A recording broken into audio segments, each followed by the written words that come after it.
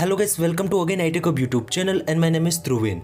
So guys, in this video I will show you YouTube app struck on the white bar at the bottom in iPhone and iPad. Lot of iPhone and iPad user reported to iOS 15.5 update after YouTube application struck on the white bar at the bottom in iPhone and iPad. Now the iPhone and iPad users question is what to do for the fixing this issue on iPhone and iPad. YouTube application struck on the white bar at the bottom show on the iPhone X series, 11 series, 12 series and 13 series. It's a very annoying problem for the iPhone YouTube application.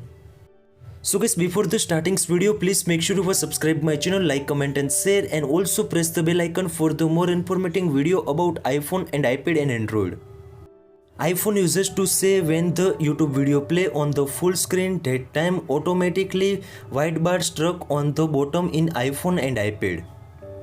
Now first one solution is enable guided access on your iPhone as well as iPad. Now first of all open the settings app. In settings apps, now scroll down and tap on the accessibility.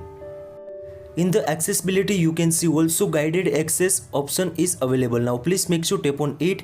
If you turn off, so guys please make sure turn on in your iPhone and iPad. When the guided access is turned on, now you can see also now again come back in home screens. Now open the YouTube application. YouTube applications open after you can see also play the anyone video on your iPhone as well as iPad. Play the video after you can see also right hand side bottom full screen icon. Now please make sure tap on it and full screen on your iPhone and iPad. Full screen after you can see also how to fix the white bar at the bottom in YouTube application.